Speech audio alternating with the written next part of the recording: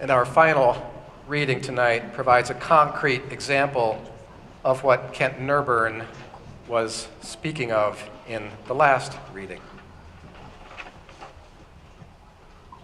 Bobby was getting cold sitting out in his backyard in the snow. Bobby didn't wear boots because Bobby didn't own any. The thin sneakers that he had a few holes in them, and they did a poor job of keeping out the cold. And Bobby was out there trying to think of a Christmas gift for his mother, and he'd been out in the yard for a half hour already. Try as he might, he could not come up with a single idea. This is useless, he thought to himself, shaking his head. I don't have any money to spend anyway. Ever since his father had died 3 years ago, he and his mother and his 3 sisters had struggled. And it wasn't because his mother didn't care or didn't try. There just never seemed to be enough. She worked nights at the hospital, but the small wage that she earned would only go so far. Bobby's older sisters ran the household in their mother's absence, and they had already handmade some beautiful gifts for their mother. Just not fair, Bobby thought to himself. Here it is, Christmas Eve already. He had nothing.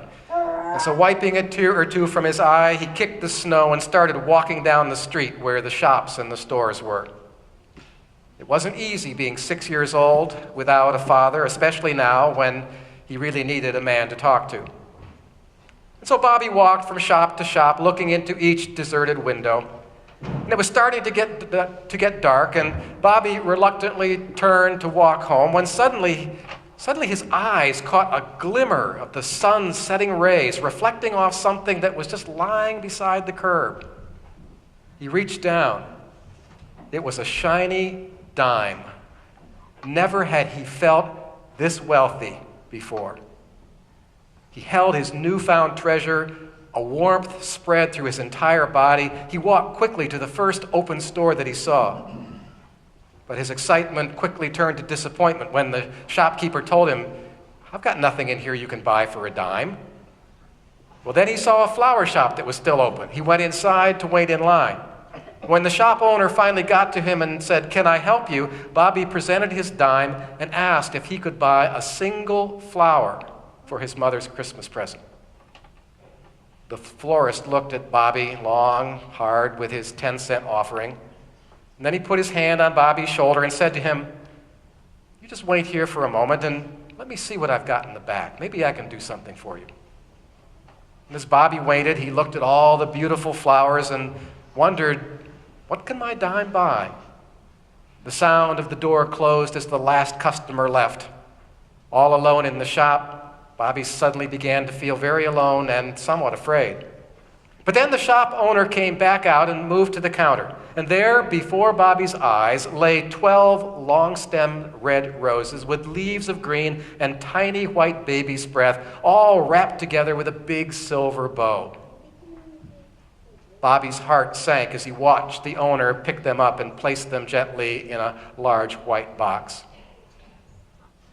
That will be 10 cents, young man, he said, smiling. Slowly, Bobby moved to give his dime to the man. Can this really be happening? He said to himself. And sensing his reluctance, the florist said, you know, I just happened to have some roses on sale today for 10 cents a dozen. Would you like them? And this time, Bobby didn't hesitate. Merry Christmas, said the florist to Bobby, holding the door as he left with his newfound treasure. As he returned to the counter, the florist's wife appeared. Who were you talking to out here? Where are the roses that you were fixing? Staring out the window and blinking back tears from his eyes, the florist replied, a strange thing happened to me this morning as I was preparing to open the shop. I thought I heard a voice telling me to set aside a dozen of my best roses as a special gift. I wasn't sure at the time whether I'd lost my mind, but I went ahead and I set them aside anyway. And then just a few minutes ago, he said to his wife, this little boy came into the shop and he wanted to buy a single flower for his mother with a small dime. And I looked at him and I saw myself many years ago when I too was a poor boy who had nothing to buy for my mother as a Christmas gift. And then a bearded man, whose name I never knew, he stopped me on the street and he told me he wanted to give me $10 so that I could buy a gift. And when I saw that little boy tonight, I knew whose voice that was this morning.